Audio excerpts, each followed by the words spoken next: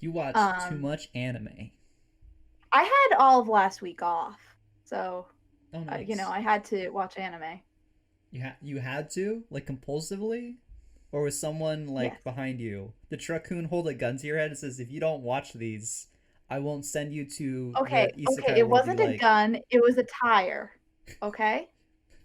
And on that note, That feels hello so and much more welcome to threatening. the A.N.I.M.E Oh, podcast. we're starting. There's a lot of, I have to blurb that out because he just swore. But yes, there is a lot of threatening. So I figure why not just include this? And the podcast is happening now. I wouldn't say it's a lot. It seems pretty normal.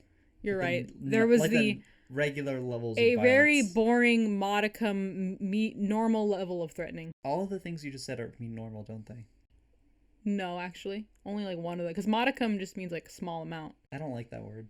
Okay, I don't. I don't like that word at all. Well, I don't Did you hear care. Big the words intro? and small That was packages. the intro. That was the intro? Yeah. It felt weird. It was the intro. I Hi. guess we're starting Okay. now. Hi and welcome to the Hello. Hi and welcome to the A.N.I.M.E podcast. That stands for anime notes in my elbow podcast. That was the best I could come up with Are on you the spot. storing them in your elbow? Yes, Are you I a have cyborg? Yes, confirmed. I wish. I want better parts. Discuss the logistics of this because I want in. Imagine like an elbow dispenser and it like dispenses like pieces of paper you can take notes on. Like that'd be pretty cool.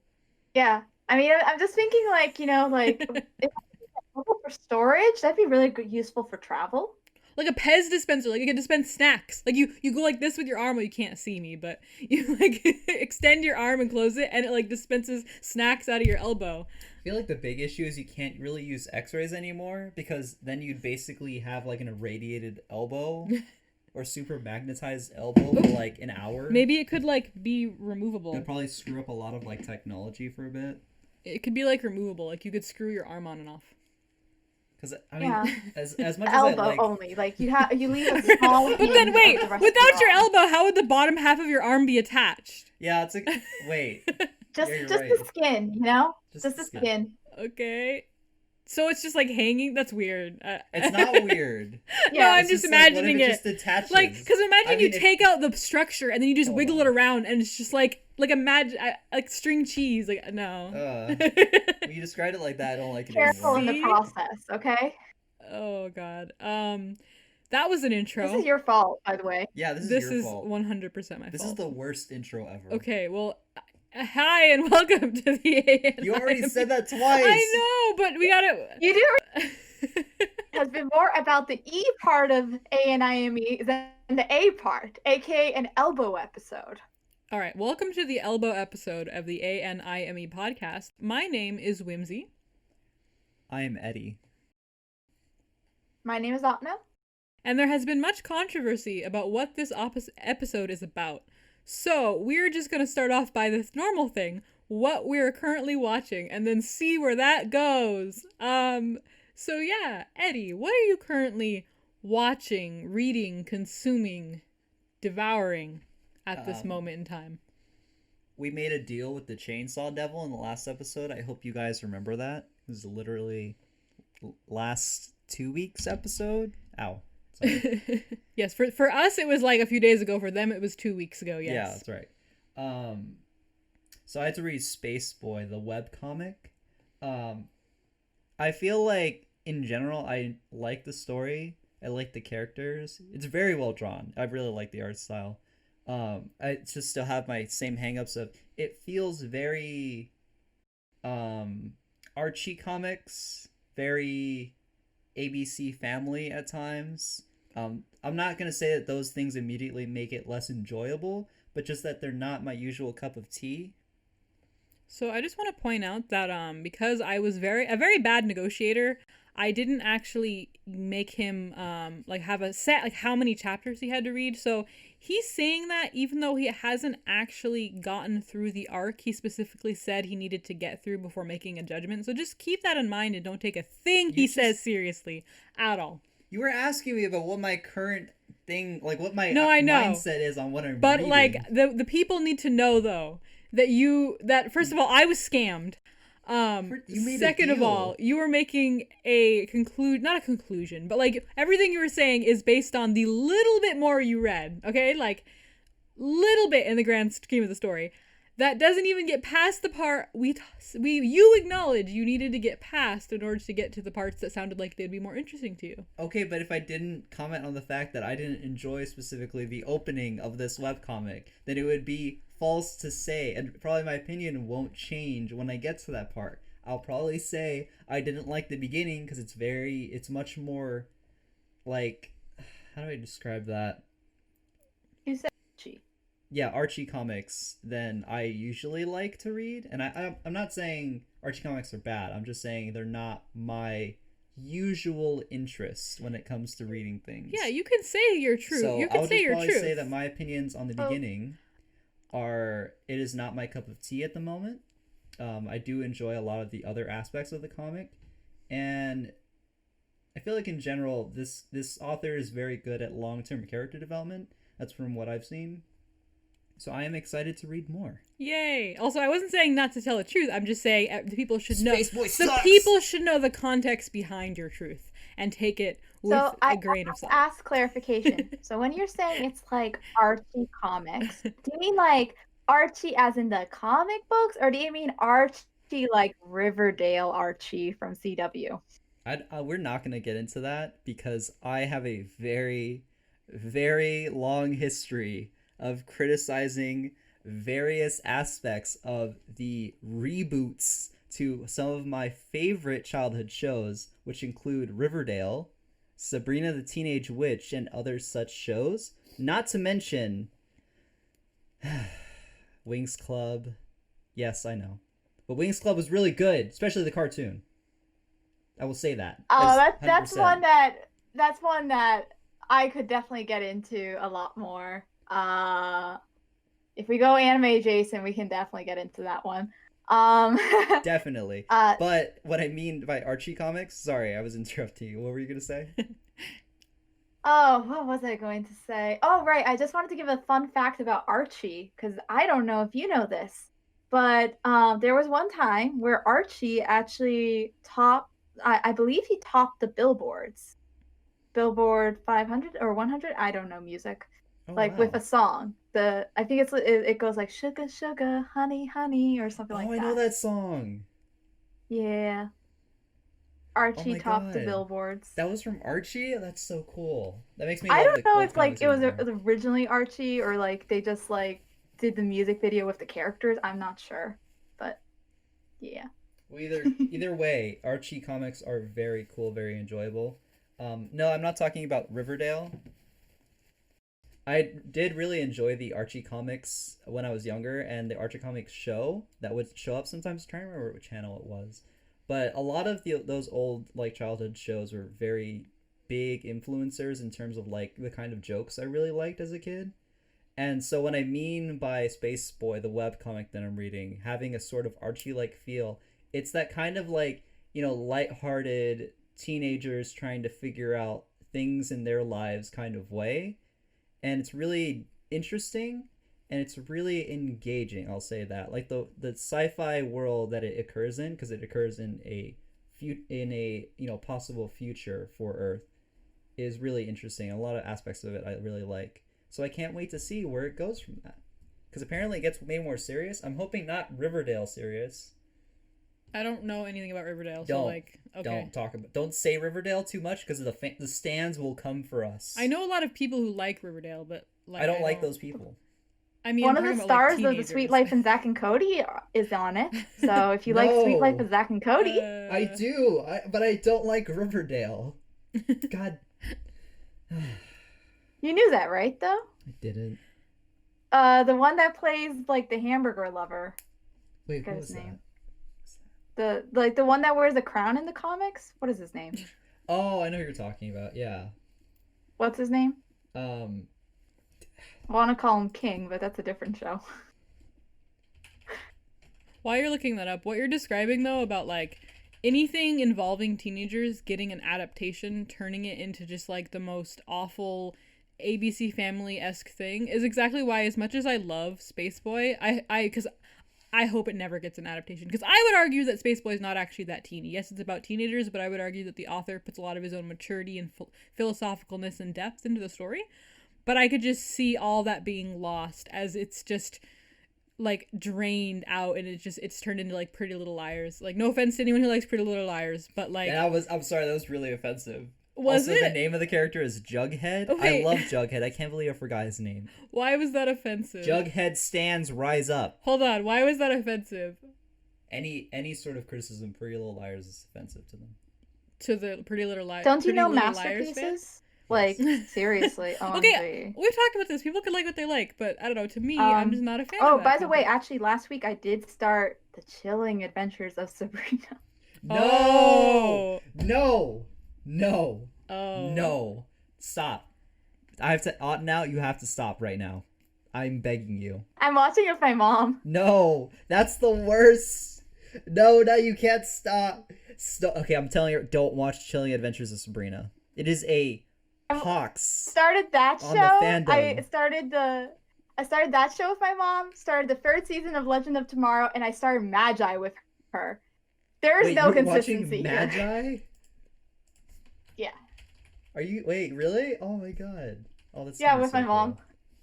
Oh, The first episode, I was like, I regret everything choosing this show to watch with my mom, but she likes it.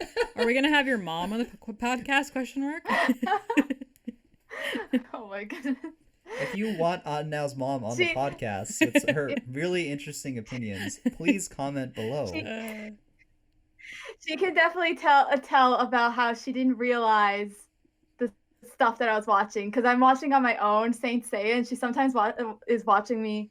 Sorry, I used to watch Saint Seiya when I was like a smaller human, and she didn't know what it would involve. And now I'm like rewatching it, and she's like watching like people like just like I'm not watching with her, but sometimes she'll like see what I'm watching, and she's watching people like get their chest punched through and stuff like that, and blood going everywhere. And I'm like, you allowed me to watch this. I don't explain that it was edited. She's horrified. Oh my god, that's so mean. I I'm believe just the kidding. 4Kids dub, which is what I watched when I was a kid of Saint Seiya, actually heavily censored a lot of that. But yes, if you watch Saint Seiya, the actual release, it's way more graphic. But I mean, a lot of them were like Yu-Gi-Oh. Oh. Not Pokemon. Or most of them, Bleach. Yeah, most like of them were. Shaman King, I'm sure had a Yeah. lot. But like I don't honestly remember like almost anything from Saint Seiya when it originally came out. I only remember basically 2 scenes, from it. So like I don't know. I don't feel like I have nostalgia glasses for it. But I also I can't tell my mom what they edited out or not, because I don't remember. So, I could be completely accurate that this is what I was watching exactly You could be. back then. I could be. I'm so mean. I love it. No, you're not. Oh. Sorry. But returning to the topic of Sabrina. Hello. Wait, no, this relates to okay, go ahead. Okay, no, go ahead. No, go ahead. Please. Go ahead. I want to finish your point and we can talk about Sabrina. I'm trying to decide. You know what? No, you go, because this could branch into a whole other topic. It does Okay. relate to censorship, but like, go ahead. I was going to say, hello everyone. If you also enjoyed the mystical adventures of Sabrina, don't watch the Netflix adaptation. It is awful. It is terrible. They completely misunderstand her character, the tone, and what made the show great. And look, I know, you're sitting there thinking, can't be that bad, right? I can tell you this. The creators of The Chilling Adventures of Sabrina thought that having the cat, you know which cat I'm talking about. The cat talking in a show where people summon the devil would be too childish. See, that ruins so many things. That whole idea. Just let things be campy. Let them be corny. Let them stay true to the spirit of what they were. See, this makes me not want to watch it even more. Sorry. To me is like they have an explanation why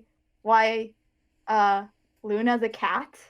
I know that's not his name, but Luna's a cat. They're both black, so it's the same.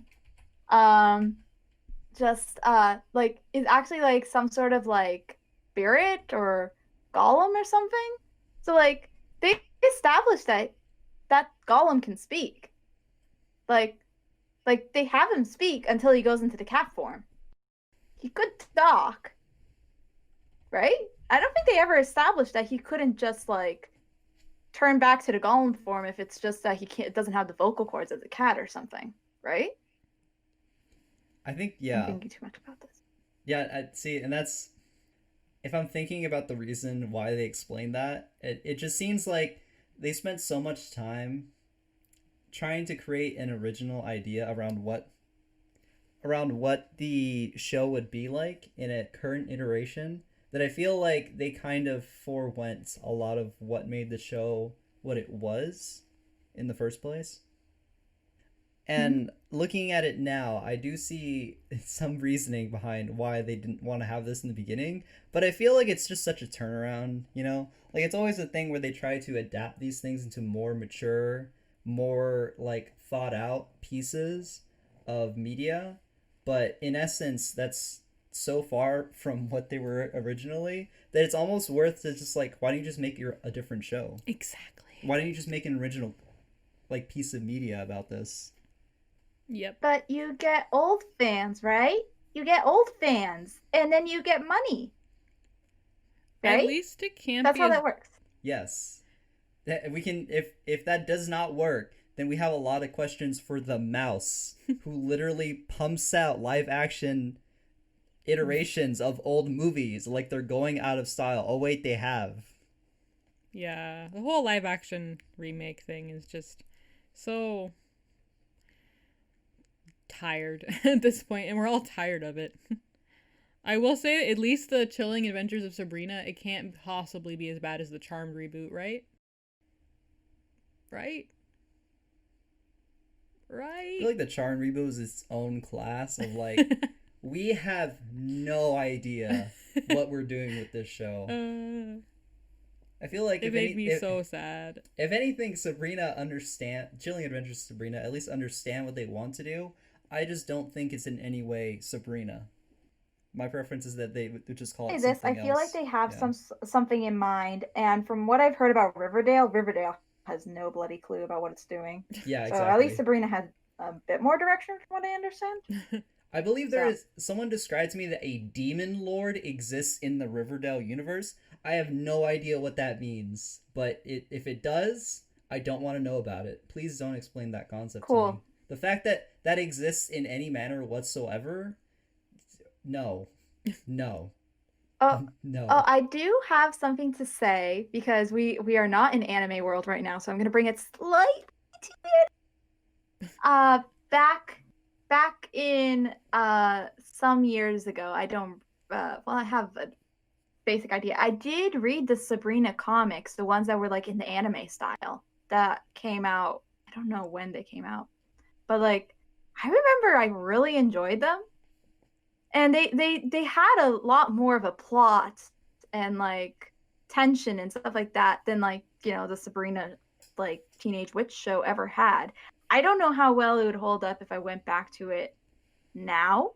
Like it had like kind of like the chosen one vibes that the chilling show has too, but I felt like it was pretty decent.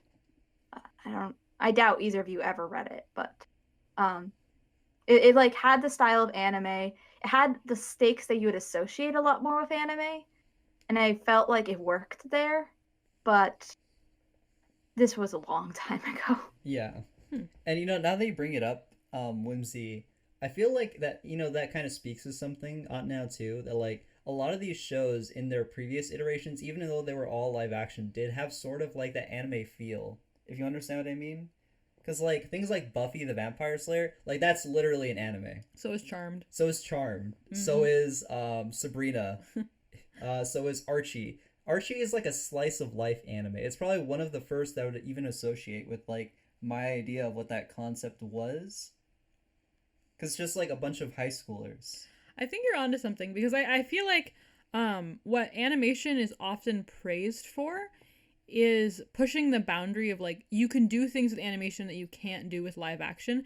And what those shows had, those live action shows had, is their corny like special effects, their corny CGI, and technically CGI is animation, pushing the boundaries of what live action does, and it's corny because it's not what we're used to. It's not typically what we want, but it very much is like trying to do what anime is known for doing, and that's kind of why it's so iconic and like campy. Is it's like you're trying to do these fantastical, wonderful things, and then in CGI they just come out kind of Yeah, corny and they look hilarious. really off and Yeah. like strange in the setting. But I think that like honestly that is the connection though, is the CGI animation. Like, yeah, and I feel like that's honestly what you sacrifice a lot in these sort of reboots is you sacrifice sort of like the, the unrealistic tinge that was added to those shows that made them really corny and wacky and interesting. Because sometimes they did deal with more serious things, but it's not to say that they were entirely childish. But they were interesting. And I feel like the big issue I have with Chilling Adventures of Sabrina is it's just not interesting to me anymore because every time that they bring up a serious situation, it works out in the same way I've seen and every other like general fantasy show work things out. You know what it is? I feel like you should never approach a remake, yet they do every single time, with the attitude of we're going to legitimize this. And I feel like people have this mentality that live action legitimizes things, that anime isn't legit in its own right. Like I've heard other YouTubers like Mother's Basement and like other YouTubers talk about this. But because like if you go at it with an attitude of legitimize it rather than like do it in a new way or in a more interesting way, like not more, but a new interesting way, then you're gonna kind of like undermine and lose sight of what people liked about it in the first place because you're coming at it kind of like from almost a condescending point. Yeah, like the things about it that made it like lean more toward that cartoony side are things that people nowadays wouldn't appreciate. But honestly, I feel like in essence pushing things into the like so far into that angle, like that cartoony, wacky, this is so nonsensical angle has been exactly what people have been enjoying nowadays with these like Rick and Morty and like Steven Universe and what was that one? I think it's called Midnight Gospel. I haven't seen it yet, but it looks good. It was made by the same creator of Rick and Morty. Adventure Time. Adventure Time, sorry. Who like basically they're entirely nonsensical. Like they care not to continue a thread of thinking that makes any sense in the show. They just do their thing. Yeah. I don't think you can stay true. Oh, good. I was gonna just say it kind of makes me feel like maybe like something like Sabrina, like instead of having tried to reboot it as like another live action show, it actually would have been better if they just had done an animated version of a retelling. Like didn't have to necessarily be dark, but you could get away with a lot more of what we consider campy in live action if you had done it in animation. That would have been and so cool. You would have had a lot more freedom to do things, with that medium. I know there is like a animated Sabrina show, but that doesn't mean there couldn't have been another one. Heck, we have a second live action Sabrina, so that proves that there can be more than one that exists. But it seems like maybe if it had been animated, there could have been better results. Maybe there could have been less of a feeling like we need to make it dark and edgy, and instead try to capture some of the charm of the original show. I really wish that they would do that more, because I totally agree with you. But I think it comes down again to that like stigma of animation is less like legitimate or less valid or less like can deal with only less serious topics. So it's much more worth to take it into a live action gritty sort of realistic approach. But like you can't like I don't know. I really don't think that you can understand the spirit of something that you don't see as being legitimate in the first place. So as long as we have these biases where like corny things or campy things or whatever aren't legitimate, we're not going to remake them in any meaningful way. We're just going to like spit in the face of the fans.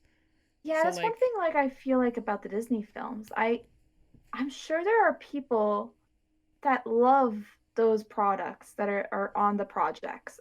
I'm sure there is. But almost always that love does not come through in what they make. Mm-hmm. Yeah. And what was really interesting is actually I've seen that a lot of the films that I really like from my childhood, things like Treasure Planet or other ones like I'd say Lilo and Stitch and what was another one? I think it's what was it called? Emperor's New Groove? Yeah, Emperor's New Groove. Those are all considered extreme failures by Disney. Do you know that? Really? Yeah, Yeah. Because they weren't as like big as like The Lion King. yeah, Yeah. Well, it was also it's interesting because the early 2000s, which is when like I think all those movies came out. The Disney Renaissance I think ended 1998. I believe that was when Tarzan came out. And then everything after that is considered like post Renaissance and did not do well. And that was kind of when CGI was so, starting to pick up, and that really kind of took hold 2001. And it seemed like moviegoers really wanted CGI, or at least that was what people were interpreting, like the numbers in terms of the box office for these movies. Um, and I think because of the failures that those movies were, they haven't been remade because of the box office stuff. Even though there's a lot of people that love those properties still today, like a live Yeah. action Treasure Planet oh my god, remake, I would be down for that because I think that there's a lot you could do with it. I think That'd be it's really interesting.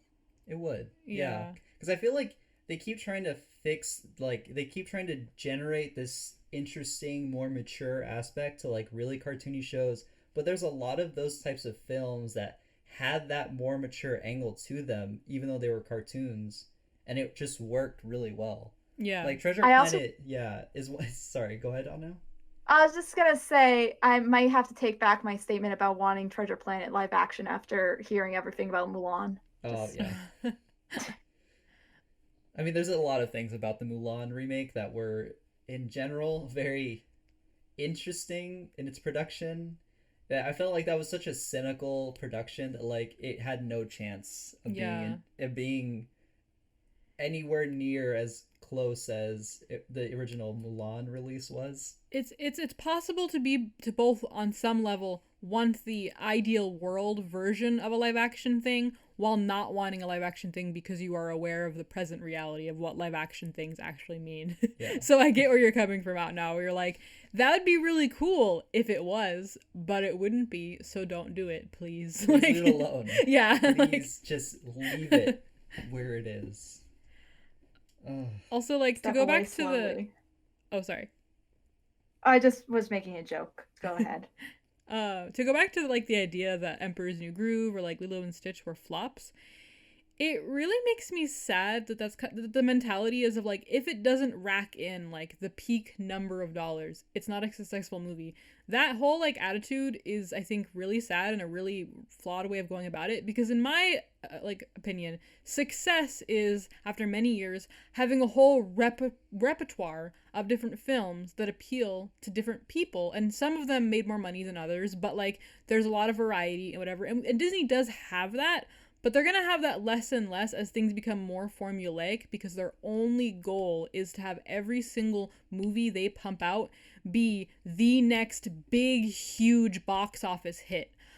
And I've already heard that criticism leveled at like superhero films where they're becoming very, very formulaic because it's like they figure out what makes the most money and they only make that. yeah.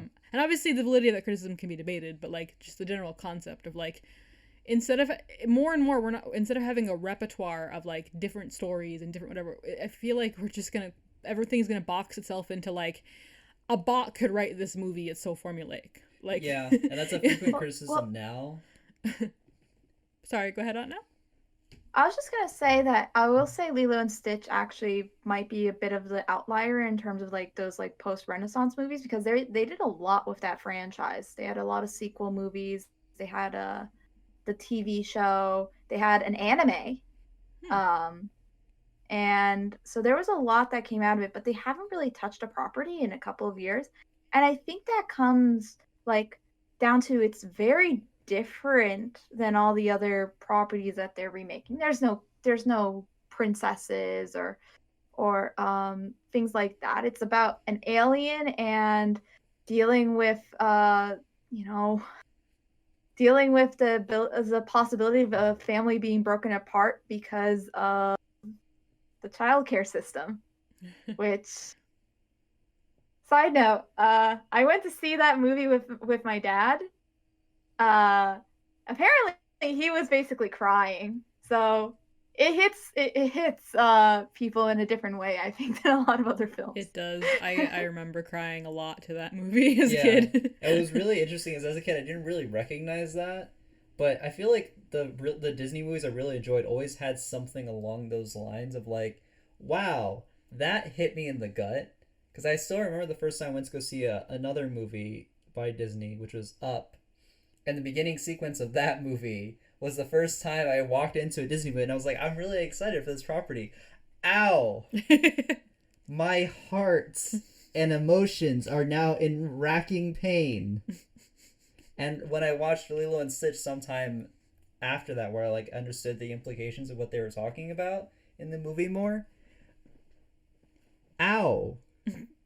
This movie was so much more enjoyable as a child when I didn't understand that Lilo was literally going to be taken away and put in the foster care system because her older sister is struggling, attempting to raise her, manage an alien, and keep them both out of trouble. And make money. Trying to get a job. Yeah. Oh my god.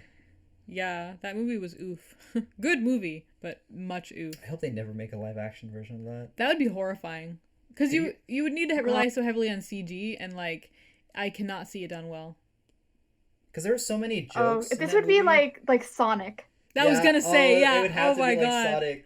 And Oh my Sonic was God. supposed to be a huge flop. And That they was a fixed great that. movie, believe it or love not. that movie. I love the Sonic movie so much. I've watched it like on my own, just multiple times. That was the last movie. It was so Saw in great theaters. that no movie has come out after it. It was the best superhero movie of 2020. It was so great that we had a romantic evening watching it on Valentine's Day in the I theater. know how many times I've seen pictures. It's like the last movie I saw on a date was the Sonic movie, and I can't deal with this reality. Oh my god. Oh, that's oh no. I was like surprised at how good that movie. But you know what? It's Jim Carrey. It was like the return of Jim Carrey. Yeah, a and, lot like, of people criticize the movie. It's like Jim Carrey held up the entirety of the movie. I actually really enjoyed Yeah. a lot of the characters, and like even some of the acting seemed really corny. It worked. It did work. Because I feel like Sonic as a franchise is just very wacky and very cartoony in the first place. So I mean, I feel like part of that was sometimes people build expectations and then sometimes they're proven wrong. But some people, their expectations color their experiences. So it's not proven wrong, but it's because the bias influenced the experience. So I feel like some people probably got it in their head that the movie was going to be bad. So then they were like, yeah, it's bad. Without really giving it a chance. Does that make sense? Because everyone expected Sonic to be a huge meme. Like, no one expected that movie to be good. No one. It was a huge meme because of the whole, like, original design of Sonic, and just no one expected that movie to be that as good as it was. I feel like there's just a general message in that too that speaks to what we're talking about, because Sony disagreed with that studio on the original concept of how they were going to show Sonic so passionately, and they refused to listen to Sony's complaints about it. And then it took them leaking it online and the massive negative feedback they got from it. They had to basically redo the entire movie's CGI sequences. And in the end, they ended up just making a more cartoony Sonic anyway. Like, he appears in the comic books. It's just the immediate, like, this works. Stop trying to legitimize Sonic the Hedgehog. A blue hedgehog from an alternate reality with talking animals that can run very fast. Gotta go fast. How do you fast. legitimize that? How? You don't. Why? You stop trying to. It You doesn't let it need be to be. what it is. Yeah. Exactly. Like, 'cause- And oh my god. yeah, like remember that time where they tried to make Sonic serious by giving him a human girlfriend? Oh Wait, no. I'm Oh, sorry. Hold no. on. What? Oh What? no. What Oh, void no. have you dragged me into? What bizarre? Please tell me more. I think it was like called something like Sonic Excalibur or something like that. There was like like saving a princess kind of thing. I don't know. It was one of the early 2000s Sonic games. Eddie, it sounded like you might recognize That's what I'm describing. sounds so terrifying that I can't. I can't. No. I can't No. deal with it. There's also Sonic. Human girlfriend? There's also Sonic Adventure, which came out on the Dreamcast originally, I believe, and there was a human girl in that who Sonic talked to a lot as part of the storyline. And then there was another one that released on the PS4 where Sonic was also saving a damsel in distress who was romantically. We're gonna stop talking about this now. Hey, so going back to my point about Archie comics in Space Boy, I really enjoy the lighthearted Wow, atmosphere you really that brought it that tries back. to create.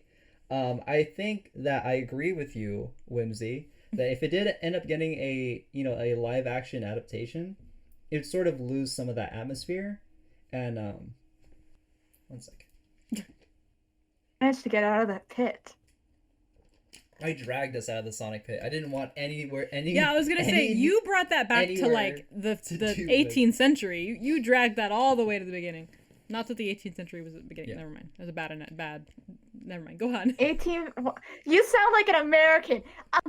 It's when America was founded that the world started. Yeah, I don't know. Bald eagle gun. Oh.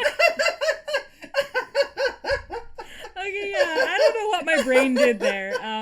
That was great, by the way. Out now, that was the best thing ever. Bald eagle guns. That's America right there. That's America. But back to the point I was talking about. I feel like in a live action adaptation, they would lose a lot of the magic and lighthearted atmosphere that exists in the comic. And honestly, that's what I really enjoy about it. Like, I felt like if it turned a more serious tone and the sort of teen issues that the main character is interacting with in her world as they're setting the story up, I would probably enjoy even less. It's not my cup of tea, but if they did go that route, I feel like I wouldn't enjoy it as much as I do. Yeah. I will say that the story itself does get more serious, but not in like a way that delegitimizes their other experiences. It's just that like more high stakes stuff happens. Yeah. But it stays true to it's like they're still teenagers, so they still see the world through their like idealistic teenage like the story itself. But I get what you mean, like an adaptation lost that. Yeah. I'm just yeah. Oh, sorry, go ahead. Sorry, no, I was just making that clarification. Yeah, and I feel like that works. Is does anyone remember the Recess movie where those 6 kids literally fought the U.S. government? Vaguely. Do you not remember that? They're gonna stop snow days from ever happening again? Yeah, they were doing like a weather control machine at the school, and they all got basically arranged like a meeting during the summer break where they broke into the school and stopped them from stopping snow days forever. That's pretty rad. I wish that I remembered this movie. There's something really sad because I feel like snow days might be canceled forever now that, students have worked or studied remotely through their computer. That's kind of sad. We're in a dystopia. I did hear, okay, I would have to fact check this. So if this is true, I'll put a link to an article about it, but I'm pretty sure. I did hear about that there was one district somewhere that actually did keep snow days as a thing during distance learning where they announced that if there is a day that because of the weather they would have canceled school, if school had been in person, they would cancel it online to at least give kids something to look forward to. Like some semblance of like positivity. And I thought that was really cool. Again, I would like to fact check it just because I cannot remember the source of this information, but if it is true, I'll put a link in the description. If it is not true, I will cut this out because that's embarrassing. Spreading fake news. French fries. You're acknowledging though that you might not have correct information, so that is something. It's true. I'm being responsible with my uncertainty. That is very un-American of you to assume you might be incorrect about a thing you don't know about. We gotta veer away from this. Yeah, I was gonna say let's Oh look, it's the isekai truck. Oh yeah. Let's run towards it. I think the last thing we were talking about we were watching. Should we switch or should I continue? Do you have more to say? If not, you can continue. I'm pretty sure in my terms of my experience with Space Boy, I am looking forward to reading more. And also that deal was mostly motivated so that Whimsy would read Chainsaw Man. I know. And I gotta say, I was editing that podcast, so I was listening back to that whole discussion. I was a terrible negotiator. Like, I cannot believe that I accepted that deal on those terms. I cannot believe it.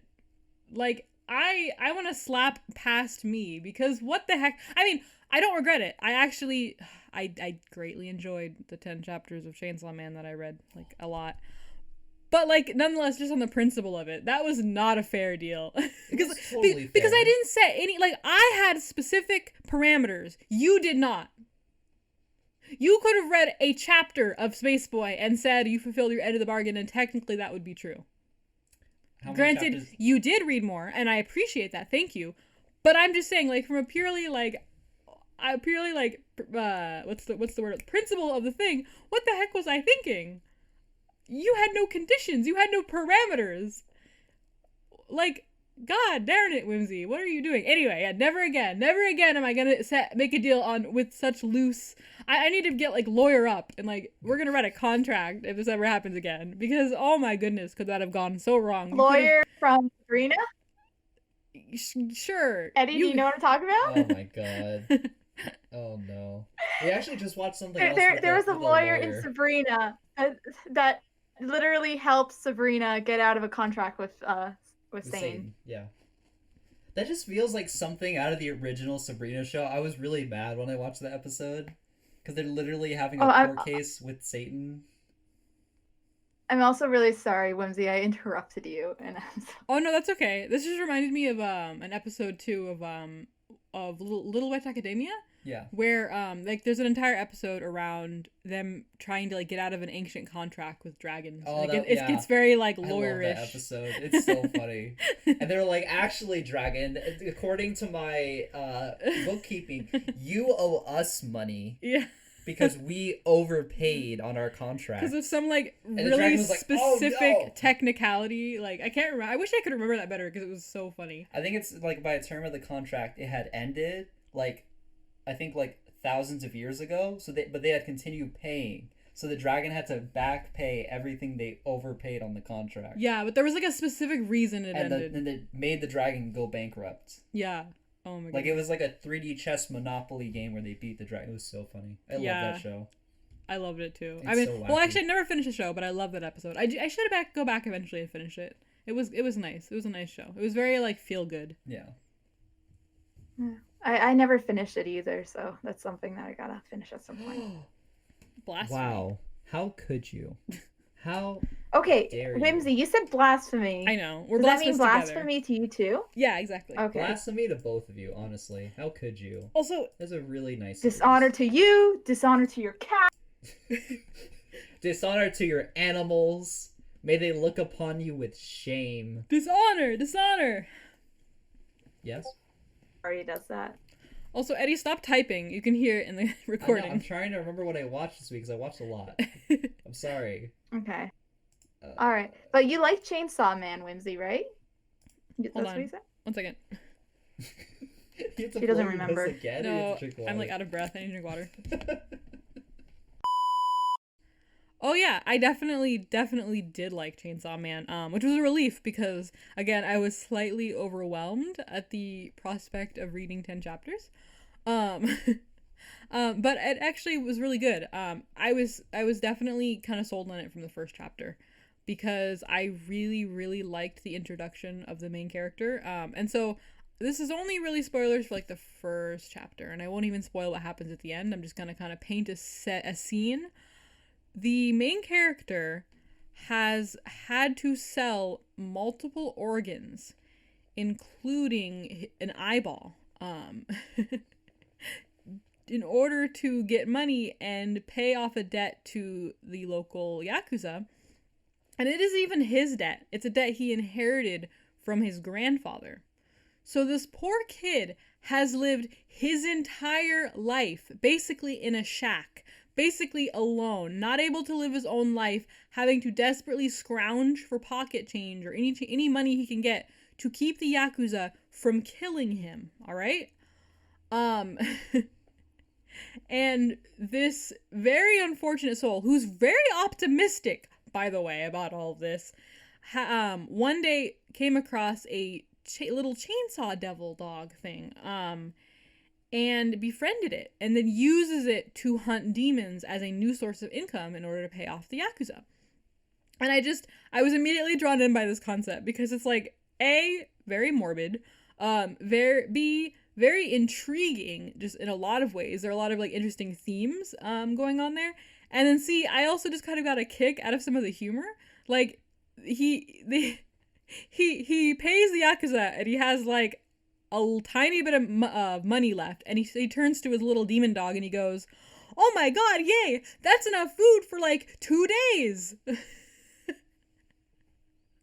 And I'm just like, ouch. Like, I mean, I love the optimism, but holy jeez. Like, I don't know. It's just, it makes kind of like light out of the situation. And it's just has a lot of spirit, I will say. That was just like the first chapter. And then the story continues and continues to be very interesting. I really like the main character. I really like his motivations. So I'm not going to say specifically because I want to keep this slightly PG, but I will say that the main character, because he's been very socially isolated, like he's not really grown up around people, he has some typical needs that some typical people have, but he's very fixated on them, but like not in like a creepy way, in a very like just matter of fact, like I have had zero life experience, I would like to have this life experience kind of way. So it becomes like his primary motivation to get him through some difficult times. And it's very comical and it's very believable. And it's probably my favorite version of that because we all know that anime and manga can be full of fan servicey type things with some thirsty main characters. But in this version of it in particular, it just feels very likable. It feels very realistic, surprisingly so. And it's very funny. Yeah. And that humor in itself kind of like draws you in a little bit. And then later they introduce some other really interesting characters. I really like this character named Power. I've only read chapter 10, so I don't know what they do with her in the future, but I like what they've done with her so far. I don't want to spoil things, but I just want to say that like I really like what they're doing about what is a demon or a demon human or a demon, I forget what they call her specifically, versus a human, and what is their capacity to feel, and what is their capacity to bond with other people or animals. I can already tell just 10 chapters in that the exploration of these ideas and these philosophical questions within the world and the broader implications for like the real world, I guess you could say, even though there's not like, demons walking around that we know of. But I can already tell like the exploration of these things is going to be super interesting. And I am very excited to read more. Yeah. And Eddie is over the moon. I am. And I have to say, agreeing with you on that thing, I feel like one of the first parts, like I really enjoyed the beginning of Chainsaw Man. That first part where he fights another devil, because he has this almost really innocent drive of, I want to hug someone again. I want to hug this girl I like again. So I'm going to almost die in the process of killing a devil because I want to do that. That's a very PG way of putting it, but yes. Yes. And he literally does almost die.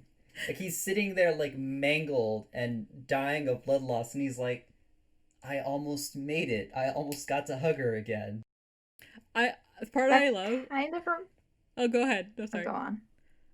Okay, just real quick. I was just going to say, it kind of reminds me of the death scene in That Time I Was Reincarnated as a Slime. Like, when the character dies before going into the isekai world. Because he basically, like, his wish before he dies is like, please put my computer in the bathtub. Don't let anyone look. I remember that scene. I remember you telling me. God, you told so me about funny. that scene. That is really funny. And he's sitting That's kind of there, what it reminds me of. It's like, your priorities are interesting here. There actually was a similar joke made in Chainsaw Man. And if anybody's bothered by like me kind of giving away some jokes, maybe they'll be less funny if you've already heard them. Cut to like a minute from now. But they make a similar joke in the comments. Yeah. Or the Go on. Yeah. They make a similar joke in Chainsaw Man because there's a scene where he's going to fight a devil. And he notices that the man who was taken over by the devil in his apartment, the devil's basically sitting on his adult magazines, that man's adult magazines. And so Chainsaw Man chooses to not go into chainsaw form and risk his life by fighting the guy in a more dangerous way because he doesn't want to get blood on the adult magazines. He wants to be able to take them home in like mint condition. So I don't know, like very similar humor, I think. I just feel like there's something really interesting because the way they frame that, it's almost like he doesn't recognize how ridiculous it is. It's just like drive. It's just desire. Yeah. And he can't inhibit it or like put it in context of what's happening. It's just like there's a thing that he wants and that's it. And I feel like that being like a part of his character transformation in the beginning of the series is really one of the best parts of that. It is, because I agree with you. Like, I really like the dynamic, the sort of disconnect between him and the other characters, because the other characters think that he's not taking like the demon hunting seriously, but what they don't realize is that life and death, like the continuous threat of death, has been a part of this kid's life forever. So it's like no big deal. It isn't that he doesn't understand the dangers. It isn't that he isn't taking it seriously. It's that this is like, oh yeah, same old. So his priorities are on living in the meantime. And so while they see it as not taking him seriously, him wanting to have experiences, like quote unquote normal experiences, is something he takes very seriously. And it is, he means it. Like, this is a drive, and it is an effective drive. It isn't some trivial thing that means he's going to kind of blow off his responsibilities. No. He is set on living his life in the meantime while fighting these demons. He is set on achieving that bucket list goal right there. Like I will die before I get blood on these adult magazines. That seems really enjoyable. Yeah, I like it. And thinking about other series I've actually watched kind of a lot this week. I'm just gonna run through some of them very quickly because some of them are continuations, like seasons that I finished. Ones like that, I finished No Guns Life, which is a series I had started a while ago. I really enjoyed that. The main character from that's basically like a weapon from a past war in like a sci-fi universe where cybernetic implants are just like a general, everyday life kind of deal. But the main character himself has basically had his gun like implanted where his head is. And so he's basically a living weapon left over from a war. And he works as a detective now and kind of like a middleman / problem solver. One of my favorite puns that they have in the show is that they call him the Resolver, but the gun that his head is a revolver. Yeah, I know. I see what they did there. They say that multiple times. Like it's almost like, hey, do you guys remember that he's called the Resolver? You get it? I was glancing at it while you were watching it because it did look good, and I wasn't sure if that was supposed to be a pun or if it was just like an unintentional thing. It's funny that was intentional. Yeah, I'm pretty sure it was intentional because they say it a lot. I've always been really interested in stories that follow, like anime's take on cybernetics and like the future in which cybernetics exists, because they always bring up really interesting questions. One of my really early favorites when I started watching anime was Ghost in the Shell.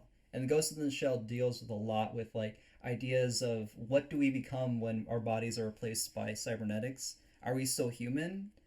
If you replace everything, is there still a soul where that was? And No Gun's Life kind of takes that, but it takes it in a much lighter direction.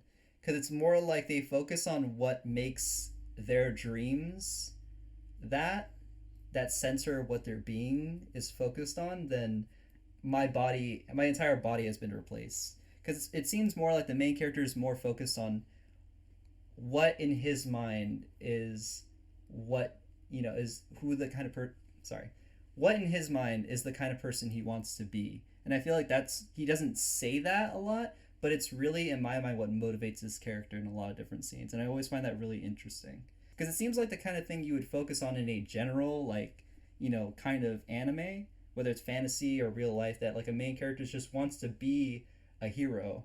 And so that's what he strives to be. They do that a lot in My Hero Academia in terms of like what motivates Deku's character. And I saw that in this, and that kind of mix in of like anime's ideas about what happens in the world of in a world where cybernetics becomes so widely dispersed. I feel like it was a really interesting fusion of those genres, and I really enjoyed it. Um, Another series that I finished was Golden Kamui season 3.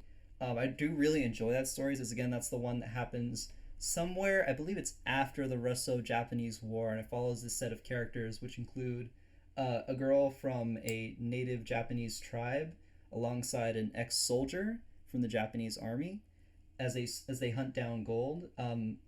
I've really enjoyed a lot of the anime adaptations. I feel like the art style is very particular, very unique in the series in the manga, and I feel like they've translated that so well. Like a lot of the visual gags and things about the series that made it really interesting to read come across like almost one to one in the anime. And overall, I've really loved the entirety of the animation for that series. And the season 3 recently finished. It was really good, so I definitely recommend watching that. Going through. Let's see. Oh, I also watched Millionaire Detective Balance Hey, Unlimited, which I believe you also watched out now. yes, I have not seen the last two episodes because the dub isn't done, but I've Oh, watched most of it. yeah. I really can't wait for you to finish that and us to talk about it because I really loved it. There was a lot of It's different things. literally Batman. It's literally It's just Batman. Batman. It's a more frugal Batman who doesn't care about hiding his identity. It's Yeah. Like he's even got the parent issues. exactly. Oh my god. I really love that series. A lot of the jokes are just so well done, are so well crafted in that show. I would have to say probably one of my favorite little bits in watching that was the episode where he forgets his phone and his like butler AI, and he's walking in the streets helping the main character try to find this dog, and he's like, and the main character's walking in the street ahead of him, and he hears the rich Batman's stomach grumble, and he's like, "Do you want some food?" And he's like, "No." Okay, I'm gonna go home. And the Batman character's like, "I don't have any money." And the main character's like, "What do you mean? You always have money." And he's like, "I don't have any money." And he's like, "Okay, hold on. I'm gonna get stuff for dinner. If you want, you can stay until you can take the train." And it's just like they have this like sort of hostile dynamic where the Batman character is just doing whatever he wants all the time, and the flip in which he's depending on the main character who's a cop was just so enjoyable. Oh, I love like that entire string of scenes in that episode. Yeah.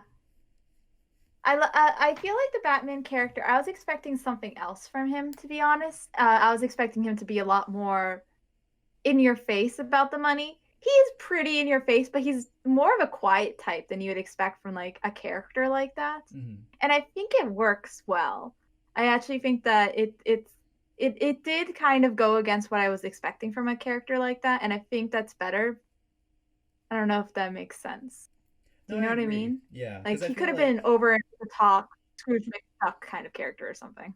yeah, but I feel like that wouldn't have been as like engaging to the audience because I feel like what's always really interesting is that he shows up and you're expecting some wacky thing to be happening involving money because most of the time when it happens, he doesn't say anything about it. He's just like, "Yeah, I have a grappling hook. Here, use this." Or like, "Yes, I paid a boy band to show up during a hostage situation to distract the cops." Wasn't there also a time where he just like fired a missile or something? I feel like he did that. Yeah, he did. Just like, He I believe he launched like a missile that dispersed like smoke bombs on the roof of a building so they could or so that the person working for him could escape. But then he also forgot that the cop was there, so he was like, "Oh, he's kind of stuck, isn't he?" yeah, I do really appreciate like kind of the things that they do to subvert some of what you would expect from the story. Like I remember from the first episode they had like the crooks on the side, Hmm. like and they were doing their own thing. And they were kind of like a wild card where I was like, I don't know exactly where they're going with those specific characters. Like everyone else, I kind of know what they're going to be doing, but these guys, I'm less certain about. And then the train hostage situation, everyone else on the train who had their own focus Yeah. and it wasn't on the hostage situation, I was like, okay, uh this is not how a hostage situation usually goes in one of these shows. I'm curious. Yeah, and I think that's what's a really strong factor that makes the show really enjoyable. I feel like it's constantly subverting your expectations, and I feel like that works really well for this type of story.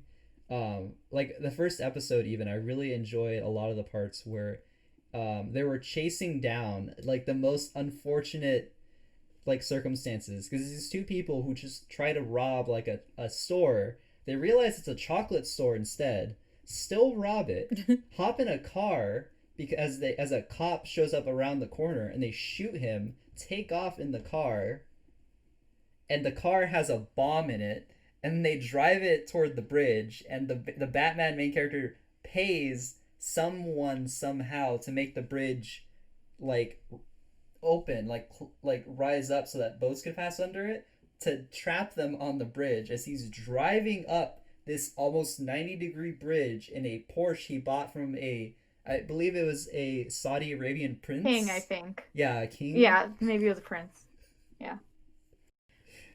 This sounds amazing. And then the main character of the cop is just like, what the hell is going on? As he's sitting in the Porsche, and he's like, oh my god, wait, Batman character, the bomb's in the car, and the girl's still driving.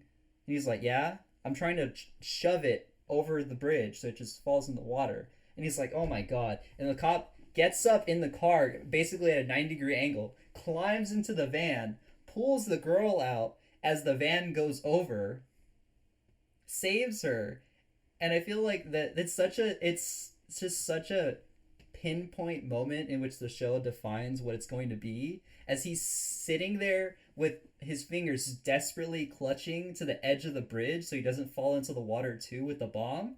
The Batman character is sitting there looking at him, just looking at him. Yeah. And And then this guy falls into the water because no one helped him get up. he just watched him. Fortunately, the bomb had already gone off by that point. Fortunately, the bomb had already gone off. But he just watches him fall into the water, and the Batman character's just like, and he walks away. This sounds absolutely amazing. Also, like, Yeah. I am not a criminal, and stealing is bad. You know, don't advocate stealing. But if I were a criminal, and if I was okay with robbing a place, and if I went to rob a store that I thought had a bunch of valuable stuff, but it turned out to be a chocolate store, I just gotta say, I wouldn't even be mad. I'd be like, this is still okay. Yeah. Because of chocolate. That's what they did, is they just stole all the chocolate. I'd be like, I now have chocolate forever. I cannot complain. Yeah, but the problem is that these people had people to pay, that they had to pay back. You're telling me it was take unclear if they chocolate were as willing payment? to get the payback for chocolate. Because, like, if I was a mob boss, I would take chocolate as payment. You would be a much nicer mob boss than a lot of other people would be. I like my chocolate, okay? Just give me somehow chocolate. that reminds me about the fact that there's what you're saying reminds me about the fact that there's a black market for sand. Interesting. Because there is a black market for sand. Wait, what? Wait, that's very, very random, but I like it. What? Well, it's just like kind of like the idea of like, oh, you will accept payment for things in unexpected forms, I guess. Is this like sand is very valuable?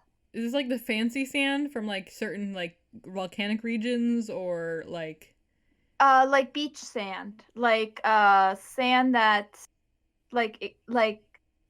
so side tangent.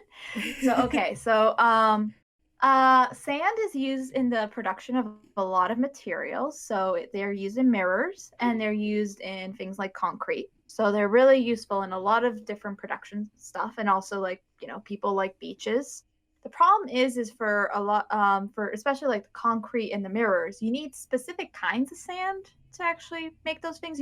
You can't have like completely circular sand grains because if you do, there's nothing to like kind of stick things together. There's no like friction basically. So you can't have things like desert sand to make a mirror. You can't have desert sand to make concrete. So that means that you mostly need like ocean sand or like riverbed sand. And because we make a lot of these kind of materials, we are using a lot. And there's like literally whole beach lines that are basically disappearing because people are buying, stealing sand. So, Okay, the yeah. environment. I was waiting for the connection of how the heck you knew about this, and then I was like, oh, environment. Got it. That's awesome. That you Oh just, my that's god. awesome. That I was, can't believe they would do that. I love it. I love What? that was very random, but I love it. I mean, it's not, not But so maybe they should just pay off those the yakuza or whoever with sand instead of chocolate. agreed. That's the Yeah. lesson. I mean, I wouldn't take sand. I would only take chocolate. But I feel like I might take sand. I mean, can I trade Depending. the sand for chocolate? I don't think that's how that works. Well, maybe you could make a building with the concrete you make from the sand and then get chocolate for the building. I could create a chocolate factory. I think you could use the sand, yeah, in a similar way to build a concrete building to work on cars in, like they did in Appare-Ranman, which is another series that I finished. Nice transition. I honey. know. Um, Which Appare- series did you say? Appare-Ranman. It was the racing one in America. Oh, okay. How was Um, it? I really enjoyed the ending. I know I think I had talked about it a little bit before when I was about halfway through the series. That show has a lot of different ups and downs, but I'd have to say, in terms of where they landed the ending, all of the characters were really squarely developed. I really enjoyed it. Someone, I think I was reading a review where someone compared it to Wacky Races, which is a really old cartoon show I'd never seen before. But apparently it was really similar to that sort of like style of like it's a racing show, but a lot of kooky criminal trap scheming things happen along the way. And I would agree that that kind of shows up in this. Like it's a show in which they're racing across America. There's like one character who is like a known like outlaw, and there's like three characters like that, and then there's the main character who is with a guy that worked for his family in Japan who just like showed up on the shore of America and now are trying to win this race so they can pay for a ticket back home. I would have to say it's a really strange series. It's really different from a lot of shows that I'd watched, especially in that week. But I really enjoyed it. Yeah, very solid. It's on my ending. list of to watch, so that makes me feel comfortable that that's on that list. The list just keeps getting longer Mhm. Yeah. and longer. I know. So am I correct to say that that show takes place more or less at the same time as Bakano would be taking place? Bakano? Yeah. I would think, yeah, I would say it's about that time because it's like the rise of automobiles. Because I think the setting for Power Ranman is they're having this race so that um, automobile companies could show that how powerful cars will be in the future because they're like obviously all souped up racing versions, but they're racing a train with all of the observers and participants like families or workers alongside the race, and they're trying to see who can make it across America first. So it's sort of like they're showcasing that early idea of like what is more superior, the automobile or the train, which America has relied upon very heavily up to this point. That sounds interesting. How do Yeah. you I consume like so when much anime? what do You you mean say? I said how do you consume so much anime? You've named like 6 shows that you've all apparently just watched. Well, it's finished. Oh, okay. Because Eddie makes you do everything. No, that's not true. He actually does a lot. But I'm just wondering. I'm joking. No, I know. I know. I'm sorry. You're right. I responded to that like really seriously. No, it's because my brain was in like a very serious like mode of like how do you consume so much? I don't. Because You're right. I only consume 4 shows. I don't know. okay, you but guys. you consume 4 full shows. A lot of these series I had already watched a good portion of. I just realized I hadn't finished them because I was going through shows I hadn't finished this week as well. But if you're asking that question of how I watched so many shows in like 2 weeks. I know you multitask more than me. I think that's it. No, what it is that I love the types of stories that show up in anime, and I love studying them. You know, the kinds of things about them that are interesting to me, the kinds of things that I would love to see more in different anime.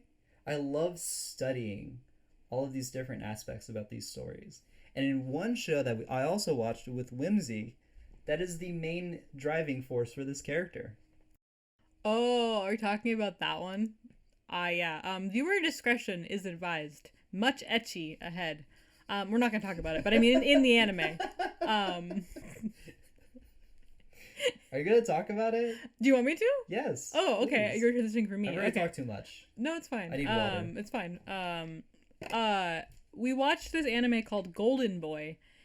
It's a 6 episode. Huh? I've heard of this one. You've heard of it? Okay. It is a 6 episode ecchi anime, and I really don't even know how to talk about it and keep things PG. But it was fun. That's what I'll say. It was very hilarious. Episode 2 made me uncomfortable. You didn't even talk about the setting. Okay, yeah. I will. Wait, Okay. isn't it like I haven't watched it, but I saw the Anime Abandoned episode about it, and from what I understood about it, it's basically about this guy who's I don't know, he's like looking for himself, and then he goes I think biking across the country or something, and then he keeps running into women. Is that the show? Yes. So what I like about it is it very much, it's about a man who very much enjoys living life and loving life and learning. He enjoys studying. Yeah. He has a little notebook where he'll experience new things and he'll write how educational as he like takes notes on it. Many of those pages of those notebooks could be hentai panels. Whenever he meets a woman, he feels like he has to draw her. That's the idea we're poking at here. Yeah. It's a lot. It's a great. Eddie and I greatly enjoyed it. A warning: episode 2 might make you pretty uncomfortable if you're like me, but like, because it did make me uncomfortable. But like that aside, I was able to get past that.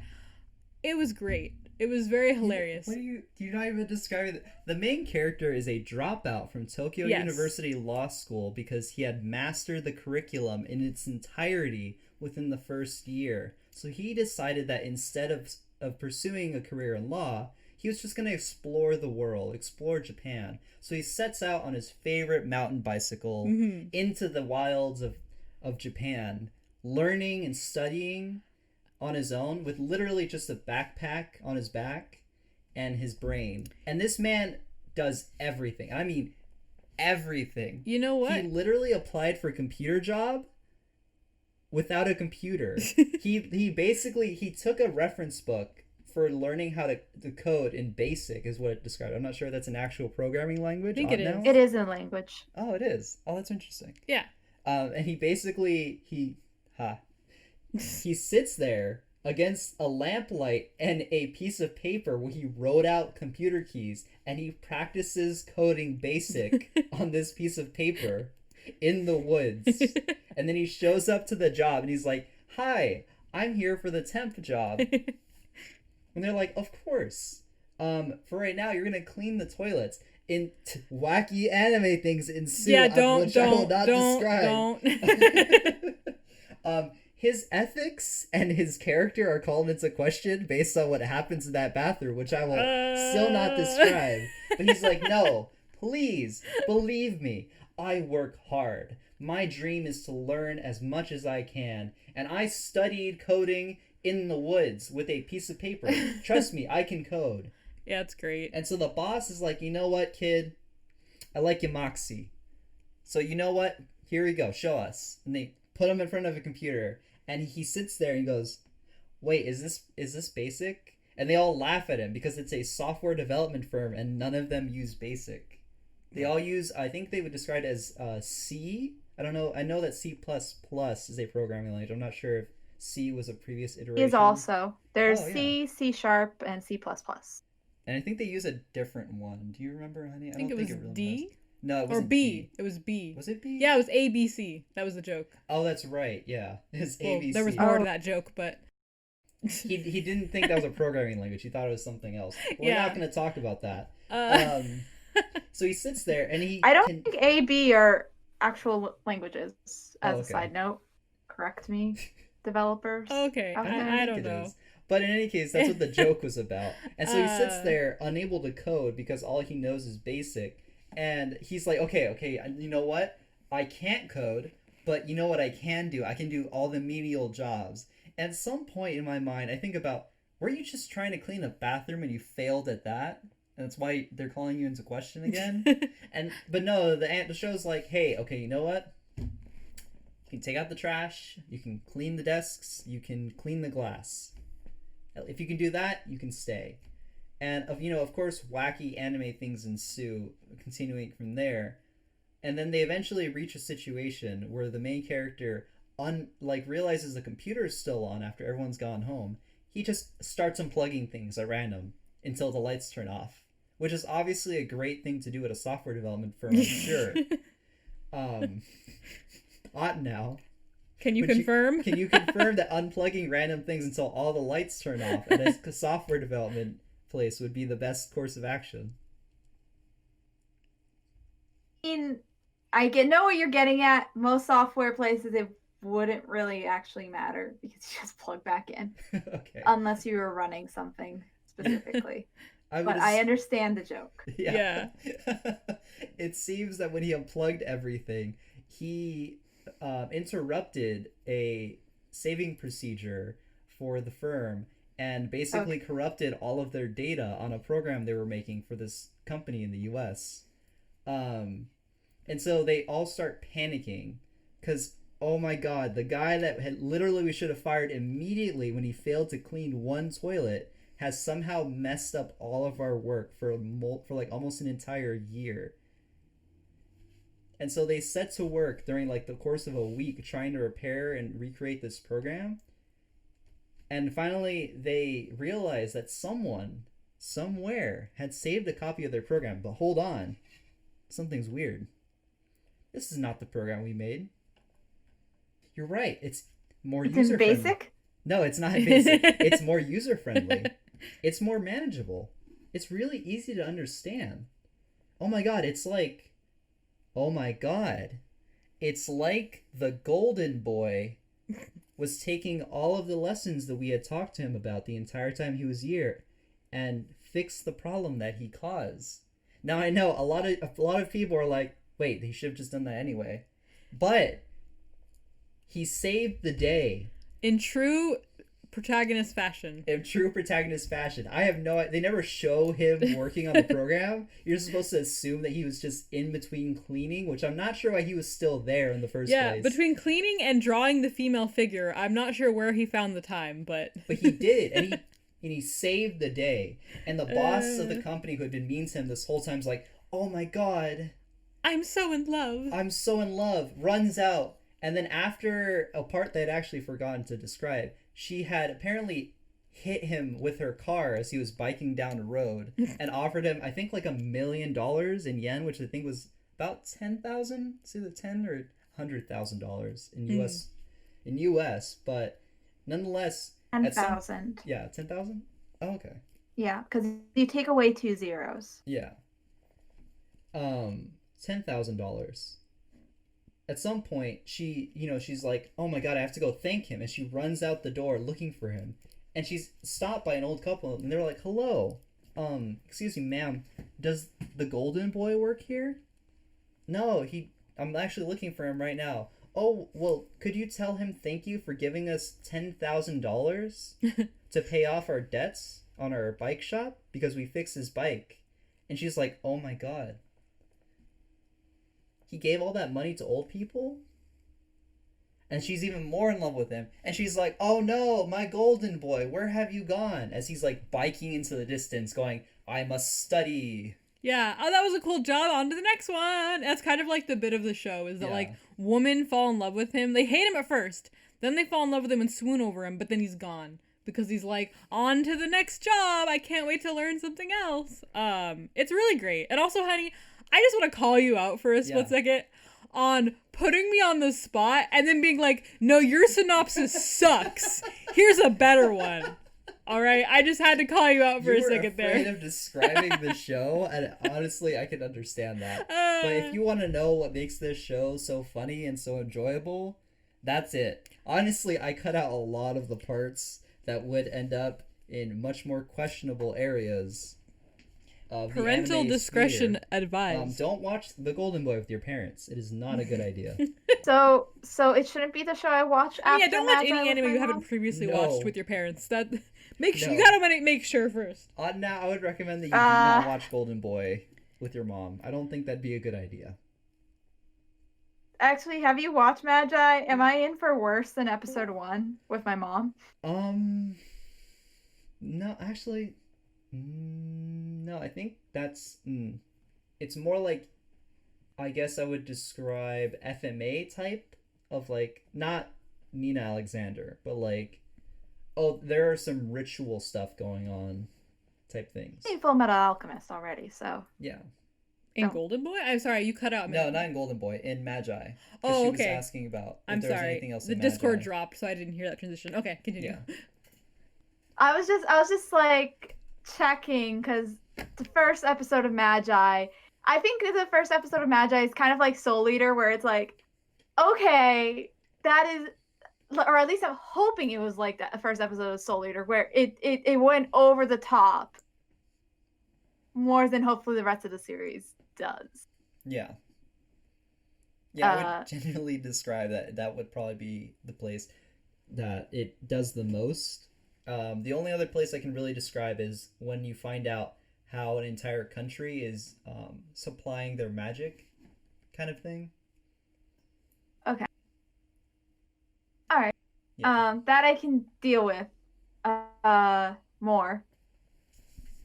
My mom's seen Murder already in anime. I think Okay. she'll be good. Oh, that's how we got here. Okay. Sorry. I was really lost because the Discord dropped and I missed part of the conversation. Okay. Yeah. Yeah. Pause real quick. Okay.